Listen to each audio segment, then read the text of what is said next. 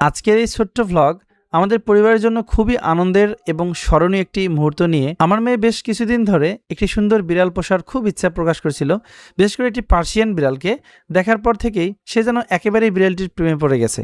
অবশেষে আমরা সিদ্ধান্ত নিলাম বিড়ালটিকে সরাসরি দেখতে যাব, আর সেই উদ্দেশ্যে আজ আমরা চলে এসেছি সেই বাড়িতে যেখানে এই সুন্দর পার্সিয়ান বিড়ালটি রয়েছে।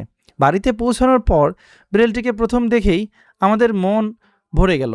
নরম তুলতুলে লোম, গোলগাল মুখ আর মায়াবী চোখ সব মিলে দেখতে যেন একেবারে ছোট্ট একটি পুতুলের মতো। আর বিশেষ ব্যাপার হচ্ছে ওই বিড়ালটির নামও হচ্ছে পুতুল। পার্সিয়ান বিড়াল সাধারণত বিড়ালের তুলনায় দেখতে একটু আলাদা।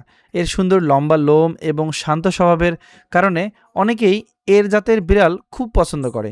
বিড়ালটি প্রথমে আমাদের দেখে একটু চুপচাপ ছিল, নতুন মানুষ দেখে হয়তো কিছুটা লজ্জা ও ভয় পেয়েছিল। তবে কিছুক্ষণ পর ধীরে ধীরে আমাদের সাথে পরিচিত হতে শুরু করলো।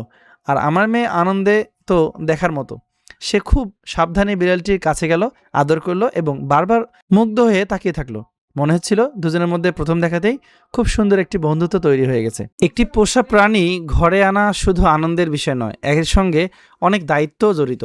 নিয়মিত খাবার দেওয়া, পরিষ্কার পরিচ্ছন্ন রাখা, লোমের যত্ন নেওয়া এবং অসুস্থ হলে চিকিৎসা করানো সব কিছুই মনোযোগ দিয়ে করতে হয়। তাই বিড়ালটিকে নেওয়ার আগে আমরা ওর খাবার, অভ্যাস এবং যত্নের নিয়মগুলো ভালোভাবে জেনে নিলাম। আজকের এই সুন্দর মুহূর্তগুলো আমরা ক্যামেরায় ধরে রাখলাম যেন ভবিষ্যতে এই দিনটি আবার আমরা মনে করতে পারি। আশা করছি এই ছোট্ট পার্সিয়ান বিড়ালটি আমাদের পরিবারের নতুন সদস্য হয়ে আমাদের ঘরটাকে আরও আনন্দময় করে তুলবে।